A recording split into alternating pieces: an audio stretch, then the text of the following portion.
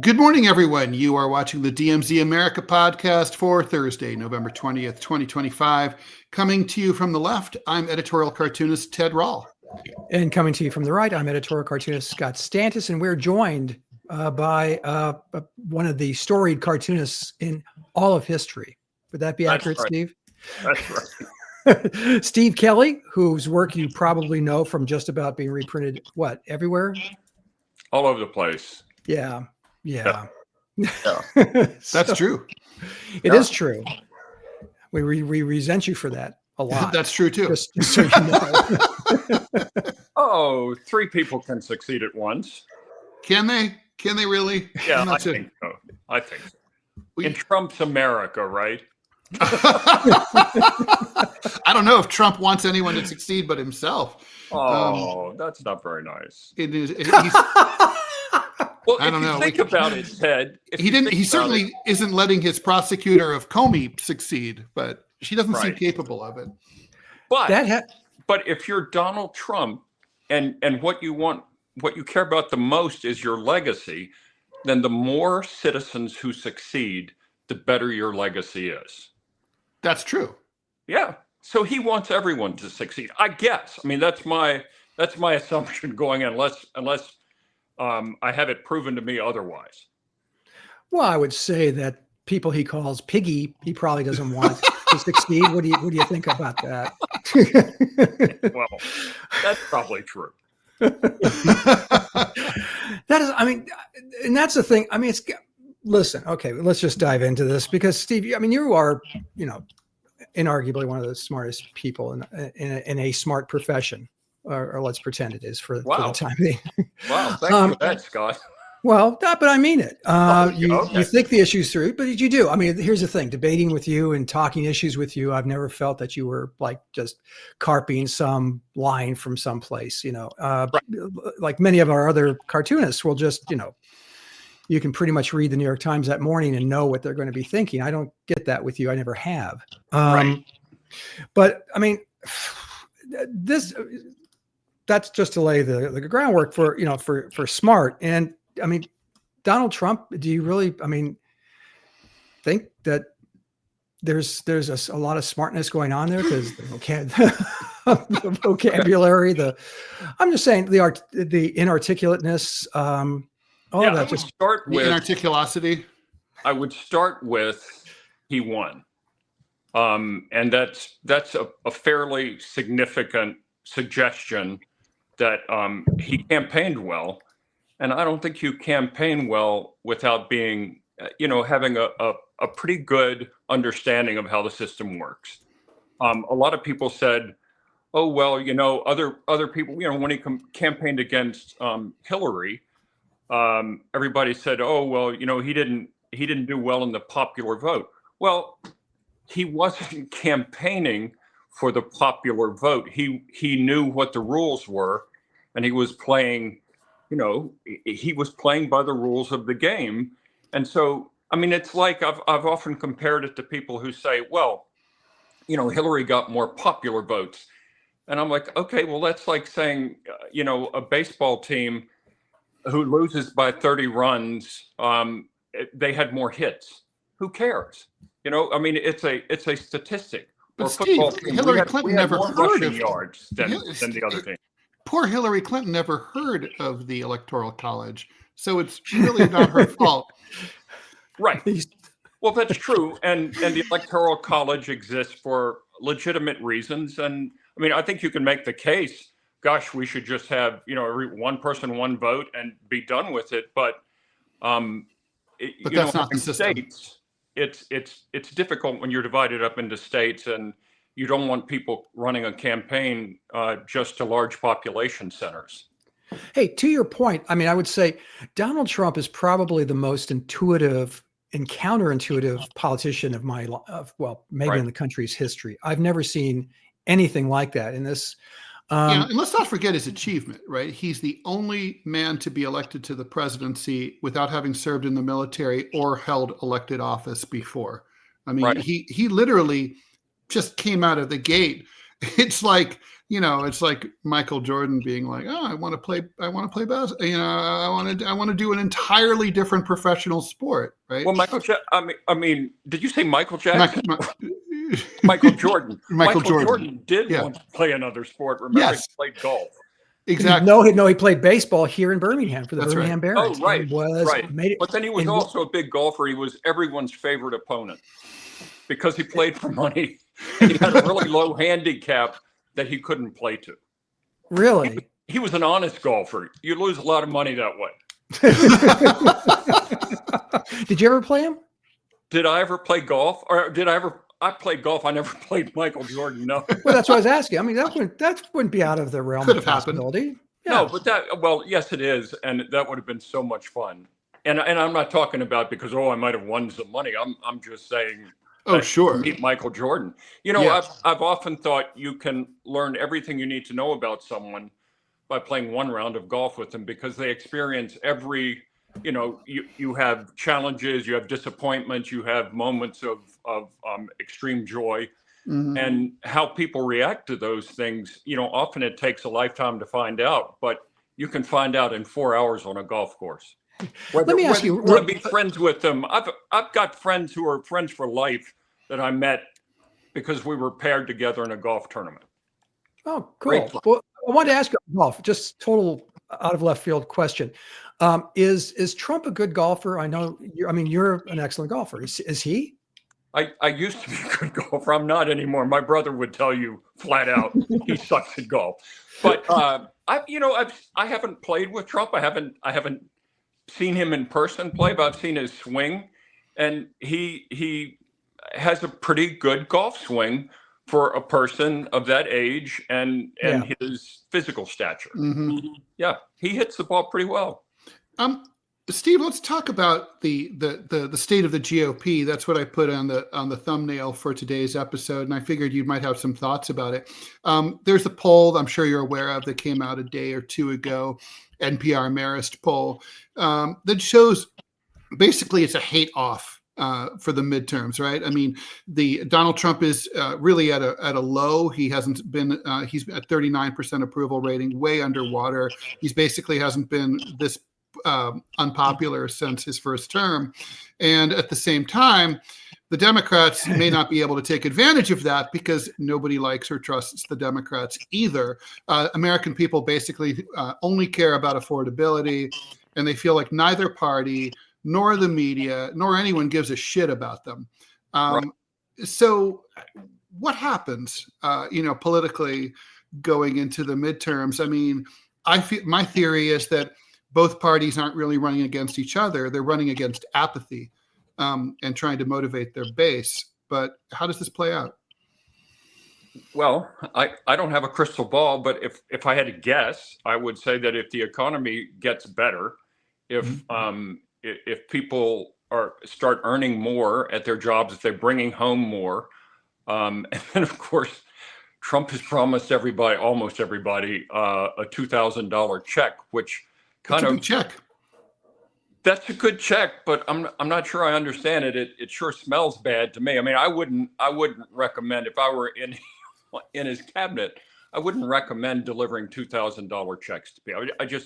It just smells bad. It's too easy for your opponents to make fun of. But it's still $2,000 that you're putting in someone's pocket, right? I mean, it is, but you're going to get that whether you vote for Trump or not. So I don't know. When I voted for Trump this time, I was enthusiastic because I thought that's the right direction for the country to go. I do not love him personally, the way he conducts, not himself, but the things that he says and the way he says them. I think that Americans, I know that in a president, want someone who has, my number one adjective would be dignity. That's not an adjective, that's a noun. I want him to be dignified and because he's representing all of us. And the one thing that you could have that would represent all of us would be dignity. Understanding. Obama gave us that. I agree with you that he did. He was very dignified. I enjoyed listening to him speak, which I think everyone enjoyed hearing him speak. He could compose articulate sentences on the fly, and he would speak in paragraphs often. The polar opposite of that is Kamala Harris, who couldn't manage to string together a noun and a verb. True. I mean, it was or Joe Biden, right? Or a coherent thought. You know, even if you don't speak all that well, if we can somehow divine that you're thinking well, and you might be able to assemble people who can put together a coherent, good policy, I'll vote for you. But I mean, different politics, but Harry Truman would have fit in that category. He followed arguably one of the more articulate presidents we've had, certainly one of the most linguistically fluid, and Harry Truman was terrible speaker. Right. But to your point, Steve, he made sense. He clearly had thought through the issues and could, in his way, articulate. Well, and then Ted, you spoke about, the polls and where everyone is, and Trump is underwater, and it's true that he is. And I think a lot of it, Trump starts out, no matter what poll you're taking, at 50% negative. 50% of the country not only does not favor him, it loathes him. Right. And it sort of reminds me of if you were to buy stock in a company, and then the stock starts going down, you hesitate to sell it because you have stock in that company and you don't want to get out of it and run. The lost cost fallacy. Yeah. So I don't think Trump. I think he does care about polls, but I don't think that's his North Star for navigation. I really don't. Well, obviously this is his last term, so it seems like he's really interested in. What Scott and I were talking about this. He's interested in legacy, right? This is a guy. He wants to build a triumphal arch. I mean, that's what he wants to leave. But if I had an hour or 10 minutes with the president, I would say, Mr. President, presidents no one's going to remember who built the triumphal arch, but they would remember a Republican who does something to fix Obamacare. And he doesn't seem to be leaving behind or even trying to leave behind policy prescriptions that are going to endure because they were passed by both houses of Congress instead of through an executive order. Right. I don't know if he maybe understands that. Yeah, I kind of agree with you, and my suspicion is that he may behave a little bit more going forward. I think in order to get things done. I remember when I went into political cartooning in the early 80s, and Ronald Reagan was president and Tip O'Neill was the Speaker of the House, and they got things done for their respective constituencies by sitting down and saying, I'll give you this if you give me that. It really isn't that difficult. And I think that America can afford to do that. Well, speaking of which, Steve, tomorrow we're going to have the amazing optics of Zohran Mamdani at the Oval Office with President Trump hanging out. Now, first of all, I think that's great. But what I don't understand is sort of like, how do the voters take this system seriously after the shit that these two guys talked to each other and called each other? Basically, Mamdani is saying he wants to Trump-proof New York City because he's a fascist. But Trump is like, this guy is a communist. It's like, well, and then it's like, they're going to have to make nice, both of them. Right. Tomorrow. I don't know that that's true. I think you could end up with another Zelensky moment. I was thinking the exact same thing. Yes. Yeah. We'll good point, Steve. Well, because is Trump going to roll over for Mamdani? I don't think so. He's not going to say, well, you make some good points when you talk about sending in social workers instead of policemen. So I just don't see that happening. I think the Trump figures, I've got to deal with this guy somehow because that's a big city and that's a lot of power. And And he has a lot of business there. And it could be the camel's nose under the tent. It is starting to appear that way across the country as more avowed socialists Seattle are coming. Seattle, Portland. Yeah. So I mean, that'll be a fun. I think we'll see what happens tomorrow, guys. I think they're gonna make nice because both of them is smart enough to know that the other one can give back as good as they get. Right. I don't know though. I think that wasn't true about Zelensky. I think if he walks in, remember he walks in the congressional leadership to talk about the shutdown, and he has hats on his desk for, say, Trump 2028. He's not afraid to flip the finger to guests. I mean, this isn't and maybe he'll just think Mamdani is actually like the gold leafer and have gold leaf something else.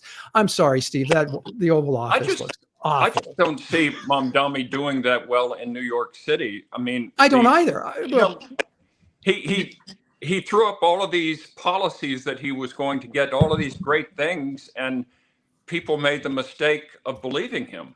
That's just my opinion. Well, you're talking to one of them. Oh, I voted for him. I think what people on the right don't understand about the New York vote for Mamdani was that it was a spite vote. That's highly analogous to the vote for Trump in 2016. Yes, I agree with you. That's a very good point, making it analogous to the Trump votes. I think a lot of that was disdain for the other side. I was not going to vote for him at all, Steve. He's 33 years old when he was running. He's 34 now. And I was like, he's too young to be mayor of New York. He's too inexperienced. Yeah, and I thought Andrew Cuomo was the natural pick, right? Yes. Okay, even despite his problems. And I was maybe not going to vote for him, but I wasn't going to vote against him, if you know what I mean.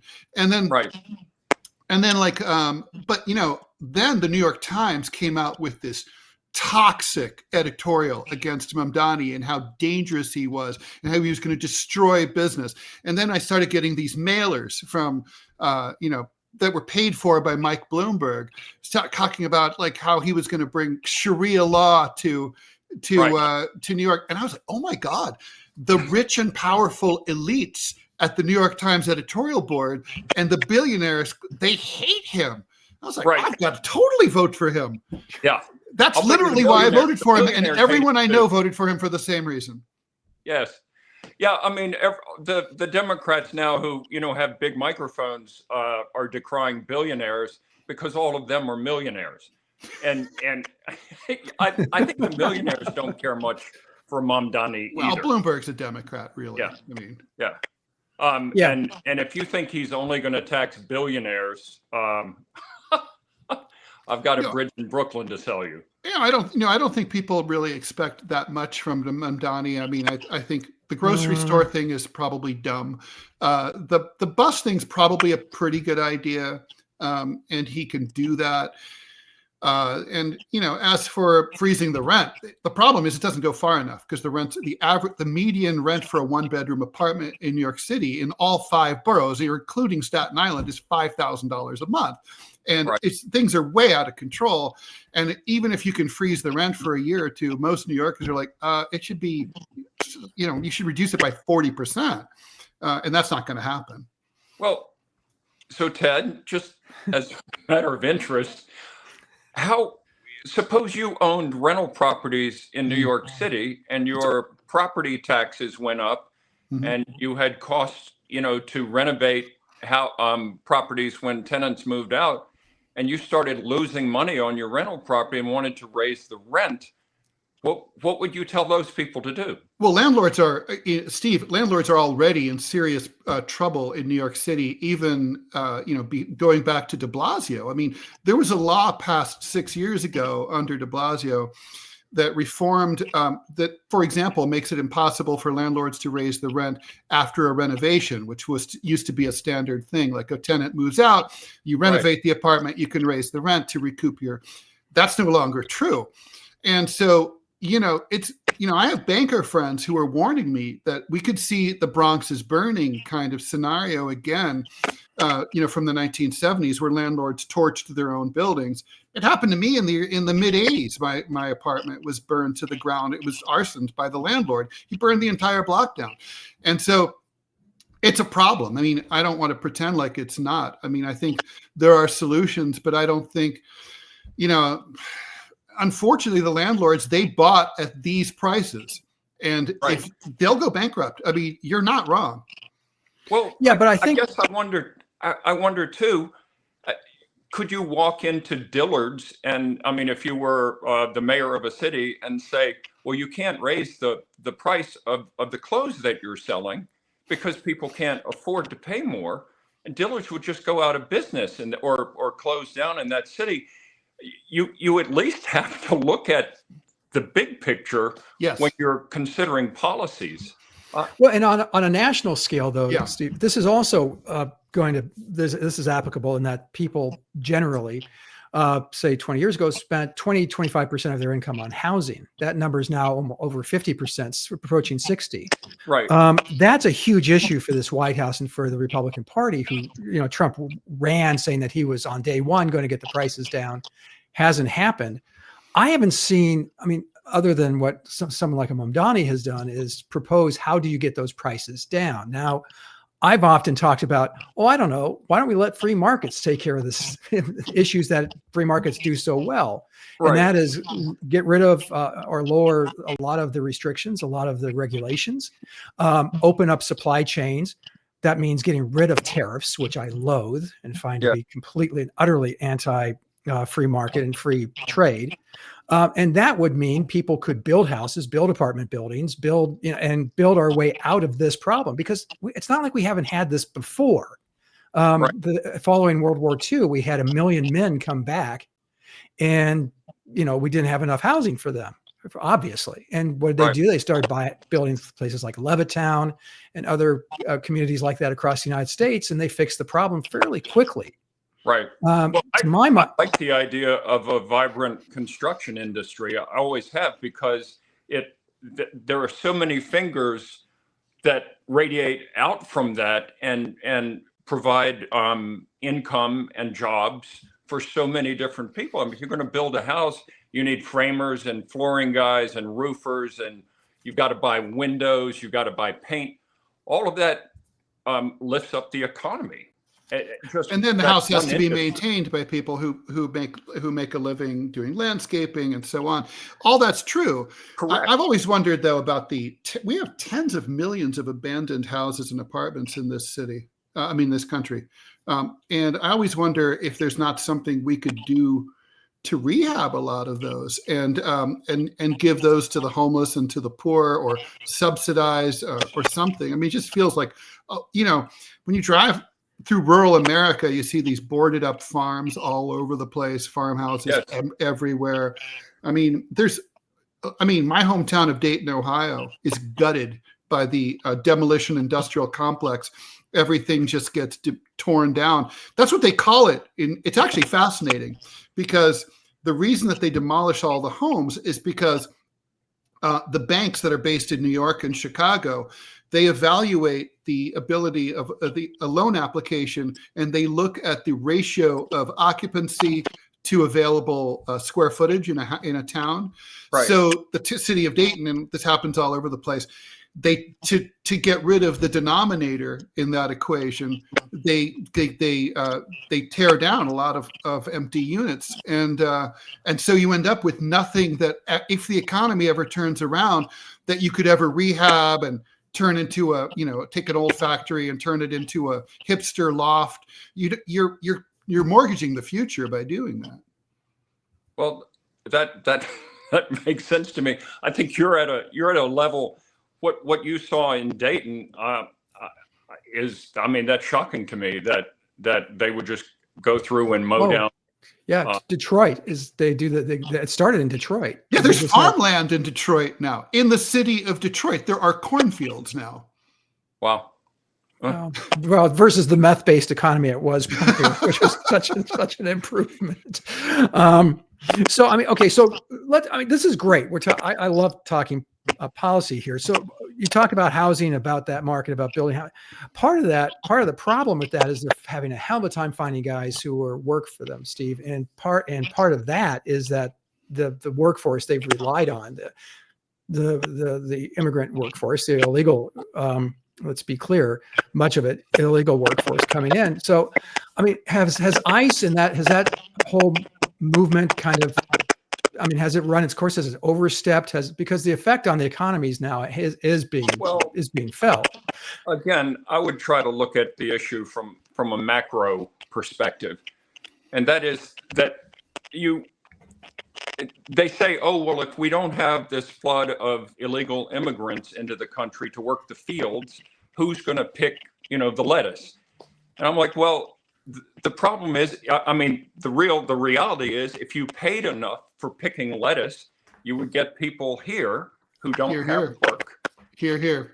Go out there and pick lettuce and do framing and do roofing.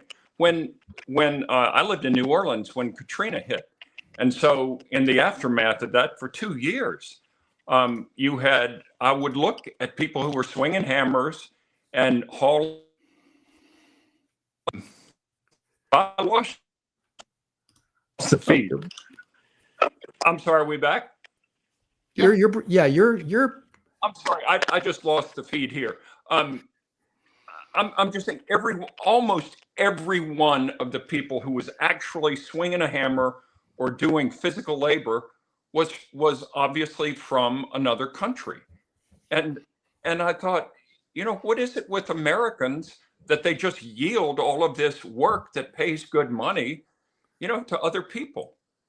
I don't know that it pays great money. That's Steve, if you can hit your camera icon on the I think your camera is off. Yeah. Is that it?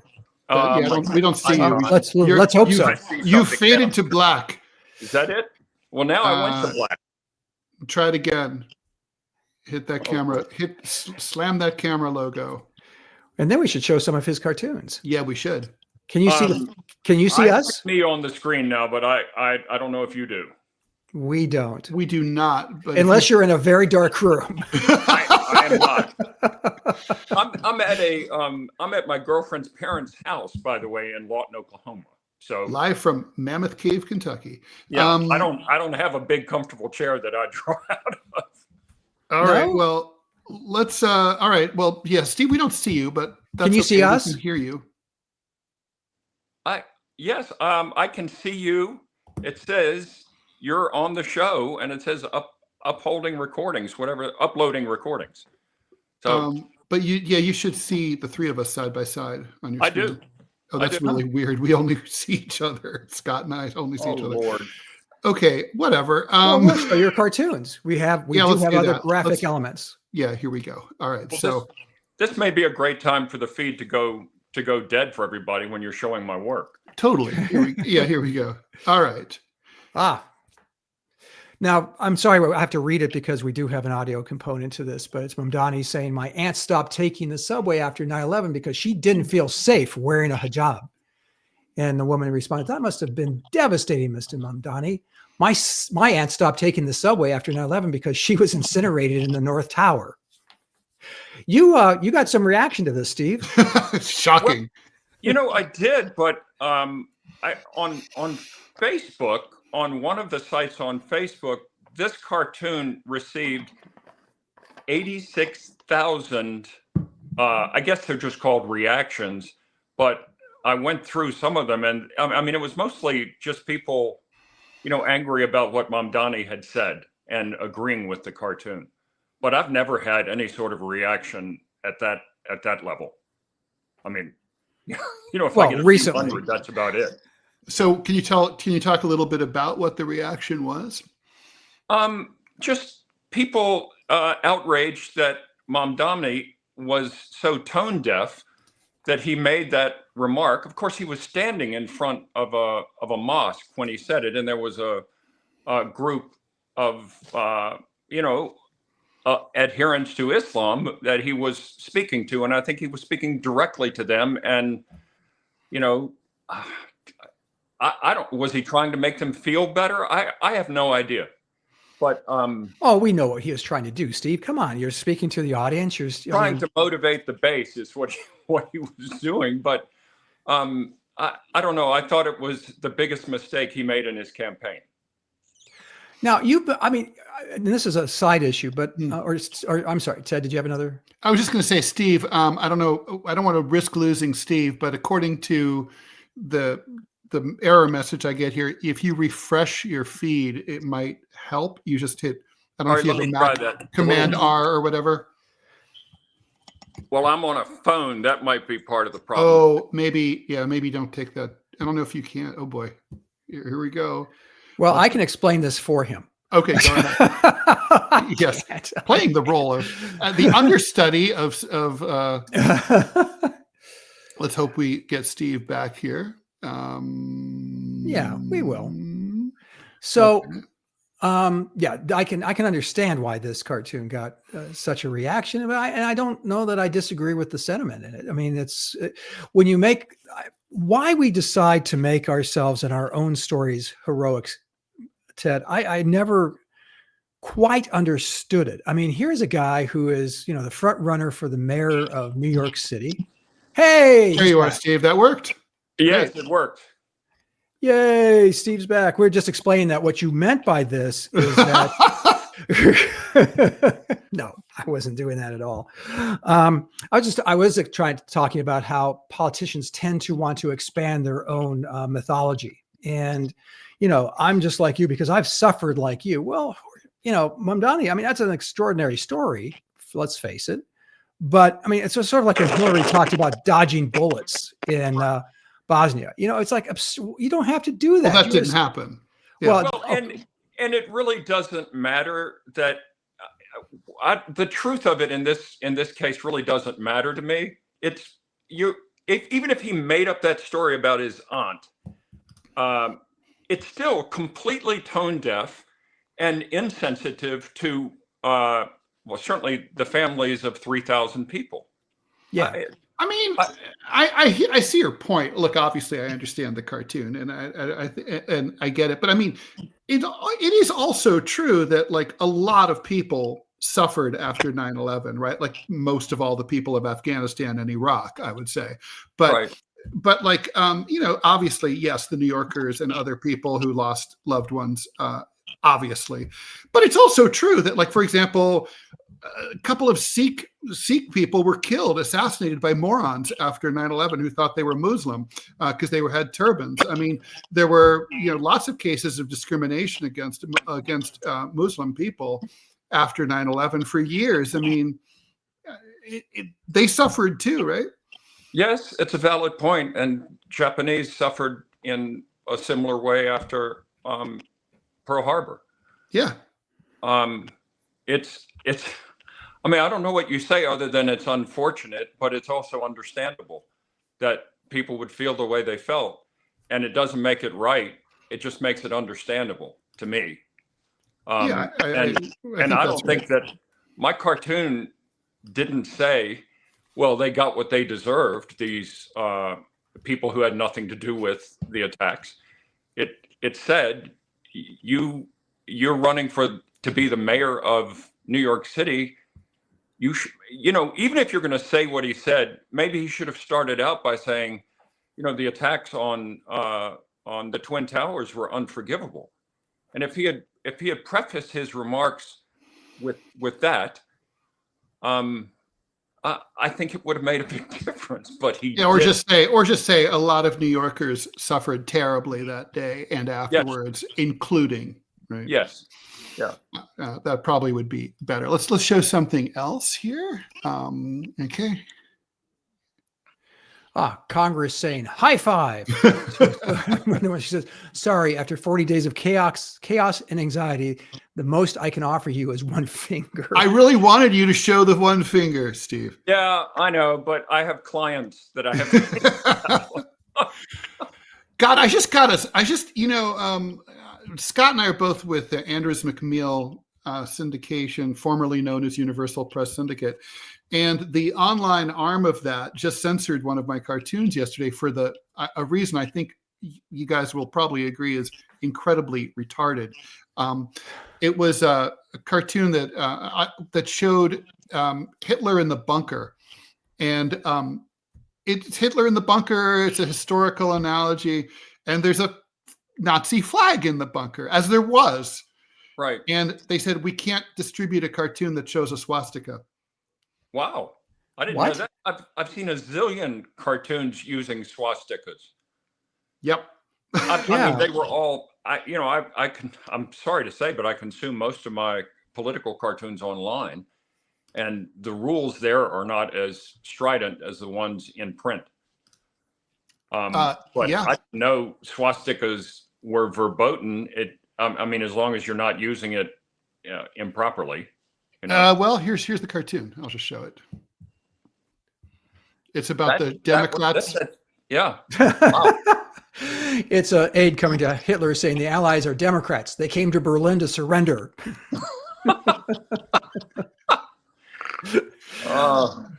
The most fun part for me was drawing the dog. That's so funny. But did they shoot his rat dog? Poor Blondie.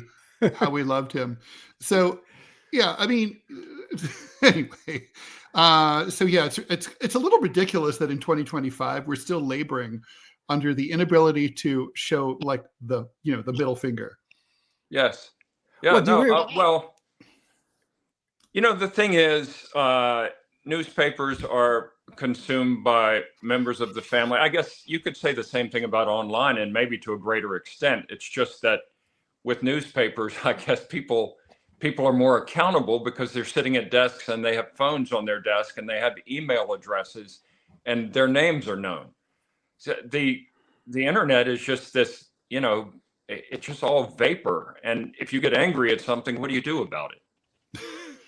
Right. Well, the middle finger. Do you guys remember it was a terrific cartoon at the time, but incredibly controversial during the Ollie North testimony? Yes. And Paul Conrad did a cartoon. North was up there in his Marine uniform and his ribbons and looking very official and Marine-like. Except Conrad rendered the same scene, except he's doing this. Yeah, I remember. So it was a fantastic cartoon, but that was back in the 80s. Yeah, 80s. Yeah, mid 80s. And Iran-Contra was 86. Yeah, he was Paul Conrad. I mean, he was kind of untouchable that way. Yeah. Yeah, no, that was Paul Conrad in a lot of ways.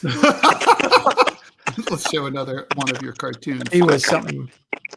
Of course, now I have to pull it up here. Oh no, we've lost Steve. Steve's gone. He's gone. Oh my black God, again. Steve, come back! There, he's back. Yes, there he is. Okay, here we go. Can you believe 2/3 of Democrats prefer socialism over capitalism? I think I've lost the audio feed, gentlemen. Oh God, really? Uh-oh. We hear you. Yeah, I hear you fine. I can hear you just dandy. No? Steve, do you hear us? Let me see if I can put it in the chat. Oh my God. Technology. Always never a dull moment. I wonder if he muted us or something. Or maybe I'll tell him, please refresh. Yeah, he's gone. So now I can tell you this. So can you believe 2/3 of Democrats prefer socialism over capitalism? And the other fellow at the bar is saying, can you believe they think Republicans are the threat to our democracy? So that's equating the socialism with the end of democracy. That might be an interesting question. Should we get Steve back?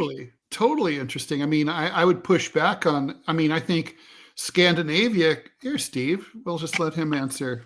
All right, go ahead. Are we back? You're back. Can you hear us? Do you hear us, Steve? Steve, we hear you. That is so strange. Check your speakers. Or I wonder if he has like a Bluetooth thing that's like grabbing his signal or something. But he doesn't hear us. Well, okay. All right. Well, I'll keep talking. Oh shit. No, he's gone. We didn't do that. No, we're not trying to. That. No, we're not a syndicate. We're not censoring anyone here. Because I really want to ask about this. Okay. All right, Steve. Let's third time's a charm, maybe. I just got a message that you can hear me, so I'll keep yammering, but I can't hear you. Yeah. That is so. Okay. I'll text him. Okay. You have his text address? We're asking about this cartoon and its argument. Can you read that, Steve? Guys, I have no sound whatsoever. Oh my God. Can you text him? I just did. Is that texting? Well, it's the studio chat. He got the message before. So I don't know. I don't know what's going on here. It's so like irritating when this happens. Steve, do you hear us?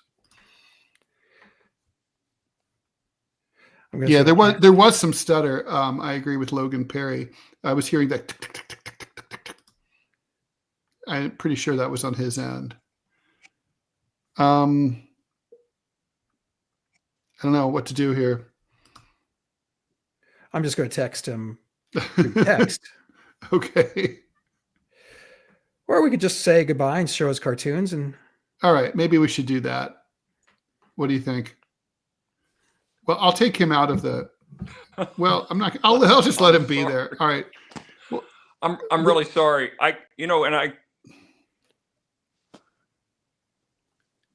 It's all about Lawton. Honestly, I can't remember what that cartoon was about. I know I remember drawing the cartoon, but I can't remember the captions on it.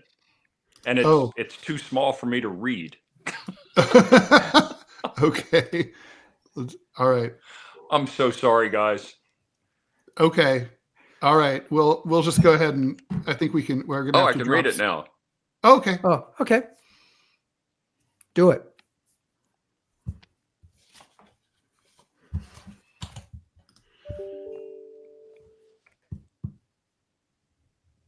Yeah, I mean, well, this cartoon was just about, about how Democrats are always saying that Republicans are a threat to democracy, and I find that rich, since it's Democrats by large who are supporting socialism in New York and in other races around the country. That was the very simple point made here. Okay, let's show another one of Steve's cartoons in order to just maybe he can just like walk us through it, right? I mean, let's see. I think this is the last one anyway. There we go. Oh yeah, this cartoon when Trump decided to demolish I think it was the East Wing of the White House to build his ballroom. I was surprised that so many people took such exception to the idea. I think that the White House should have a ballroom. And it was surprising to me that nobody bothered to look at anything other than what was being torn down, and that, Orange Man bad. It just went to the default setting. There wasn't even a discussion about it. And so I drew Trump with a blank canvas, getting ready to paint on it. And already the critics are, disdainful of it. Maybe just wait till it's done, in other words, and then we'll see.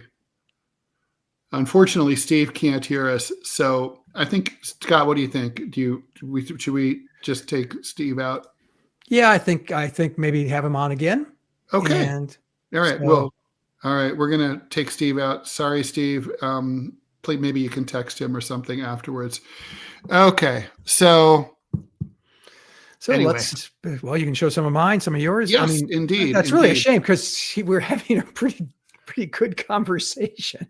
It is so annoying. All right. I was going to say my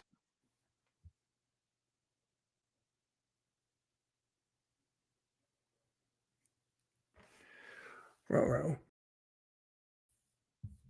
There I am. What the hell was that? Me. So Mac iOS has this very annoying thing that if you just make a slight leftward motion with your magic mouse, it will just completely take you out of the screen that you're on. and it happens every now and then. All right, let me.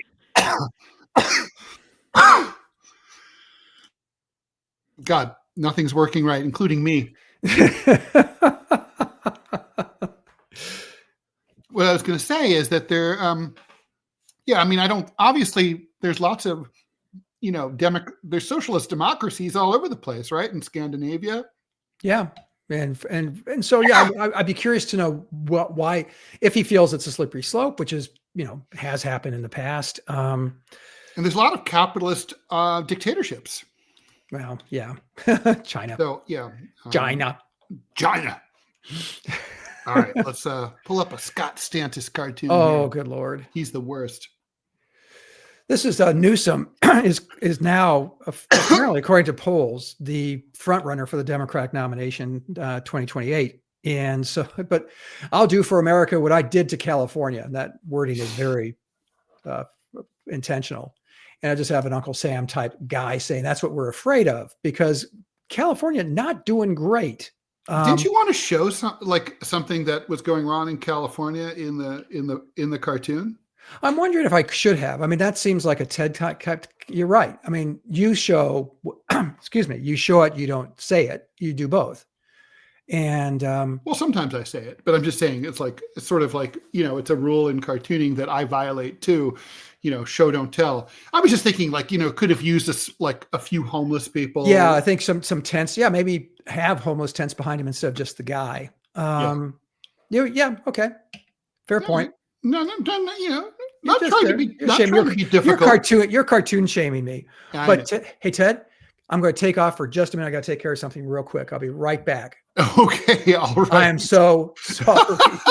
God, everyone's just dipping. Oh my God. Well, so while Scott does that, I will go ahead and, there's Steve. Steve, you're back. Do we hear you? Steve, are you there? Do you hear us? You don't hear us? I see Steve. I do not hear Steve. Okay, but Steve's not, I don't know. This is very mystifying. All right, I'm going to show one of my cartoons, and let's see what we've got here. Okay, and therefore maybe Scott Stantis will come back and he will see it. Okay, so this was a cartoon that I did. It came out Monday of this week, and it was following the government shutdown, during which, Steve, I think I hear you, or I hear static. Or okay, Steve, if you ever hopefully just chime in. Anyway, so I did this cartoon about following the government shutdown. I mean, the Democrats were clearly winning the public opinion polls, and yet they decided to cave in and go along with the Republicans to reopen the government after 40 days. And so we have two Democratic officials on the, being before the firing squad of a bunch of Trumps.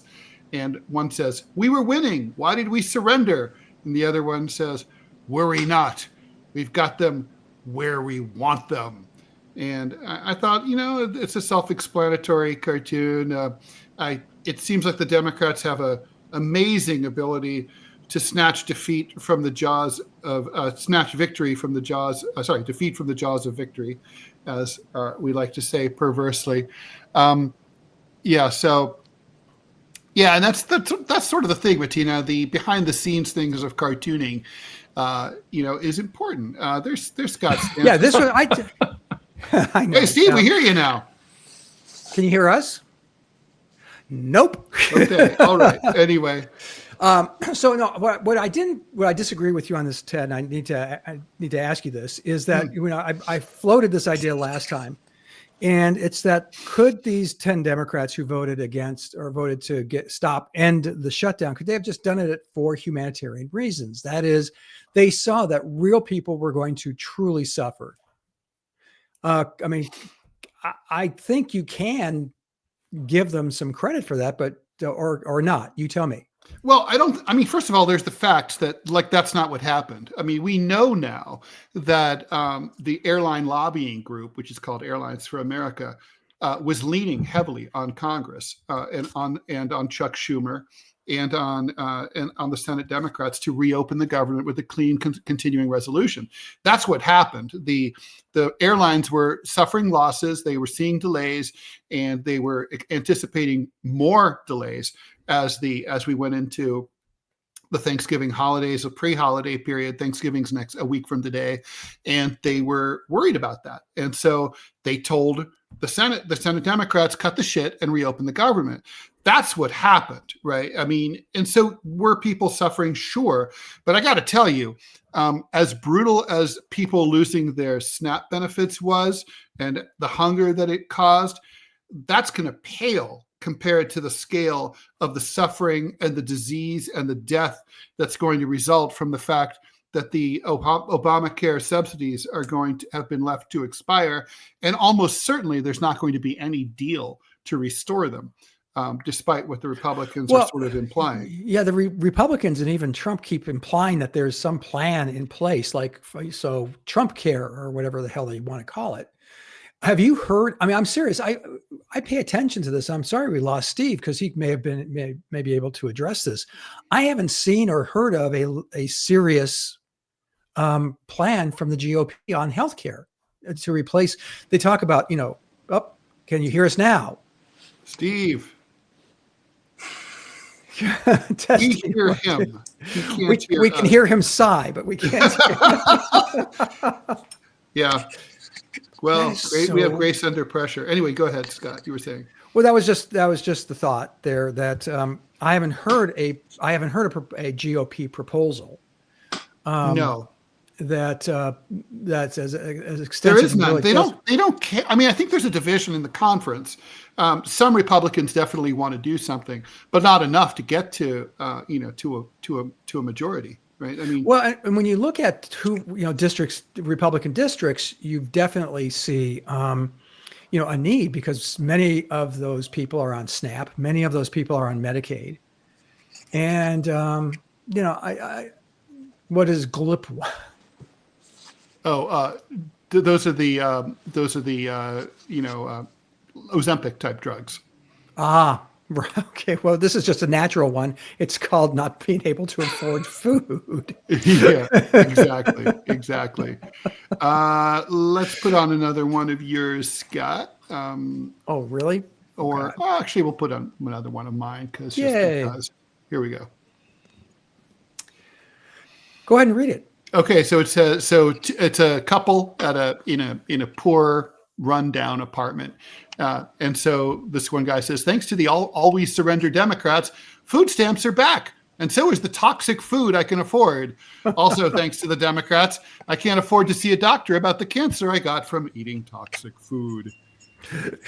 Did you read, another study about processed foods and how incredibly bad for you it is? It's literally they're sounding the alarm and saying that the world's governments literally need to drop everything and make this their top national policy priorities because it's killing so many people. Yeah. I hear a dog barking. Yeah, I know. It's a lone. That's Steve Kelley, a lone voice in the wilderness. I'm sorry, Steve. It's just. Oh my God, poor Steve. Well, he's looking good there. He looks fantastic. Yeah, he really looks great. Okay, let's see. Let's do another one of yours, and let's see. We might have two more of yours, but I'm not sure about that. They were pretty local, but I can explain them briefly. Yeah, this was the mayor of Chicago who's looking to tax just about everything in every way.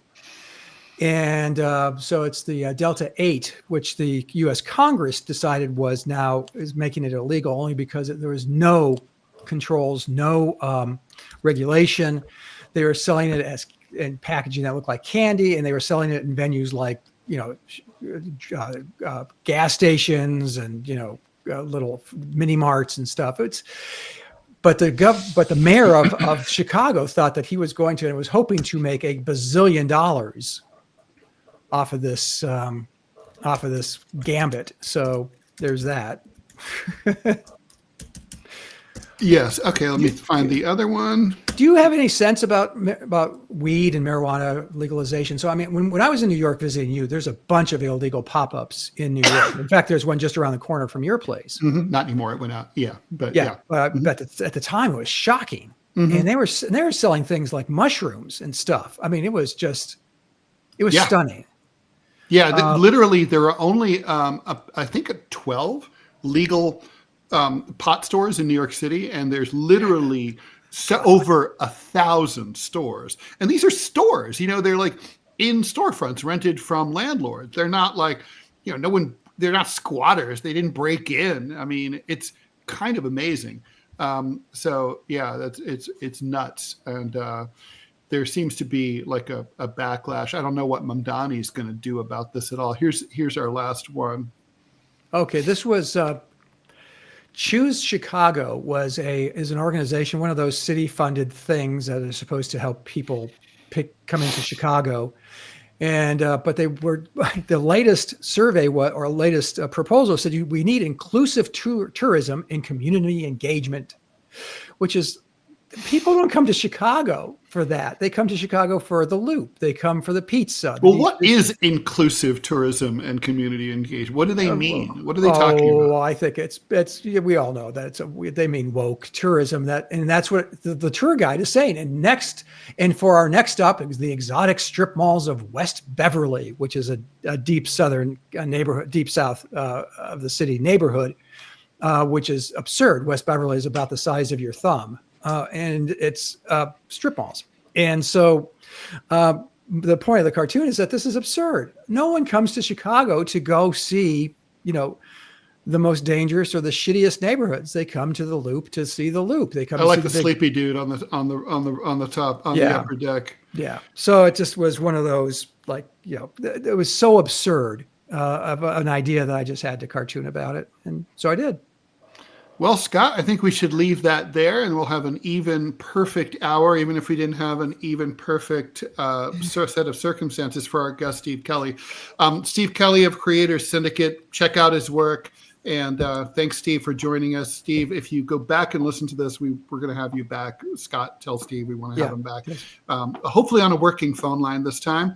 And thanks, everyone, for watching. We are now on our regular schedule, every Thursday. I guess not next Thursday. Next Thursday's Thanksgiving Day. So you can take us away from our families. I know that can only be a benefit. Maybe I would do Thanksgiving I would do Thanksgiving Day, but we'll figure that out and let you know. But generally speaking, we're here Thursdays at 11 a.m. Eastern time, 8 a.m. on the West Coast, and you guys can extrapolate throughout, especially you in the maritime provinces with your weird time zones. Thanks for joining. Please like, follow, and share the show. And now prepare for the singing outro, courtesy of Chicago Tribune cartoonist Scott Stantis. And away we go. Ford campaign of 1976. I'm feeling good about America. I'm feeling good about America. I can't remember the rest of the words because it was 1976, but the phrase was, it had marching bands and stuff, but I'm feeling good about America. Are you? Not so much.